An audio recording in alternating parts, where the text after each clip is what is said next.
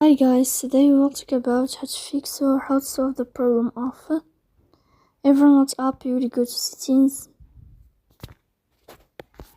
Here in this page, you will click on apps, default apps, app settings. On above, you can search about Evernote and you can click here in this sign. Then you can click on first stop and you can click OK. After that, you'll enter to the window of storage. Here you can click on clear cache. Then you can go to Play Store. You will go to this sign and you will search about Evernote, and then you can update your app.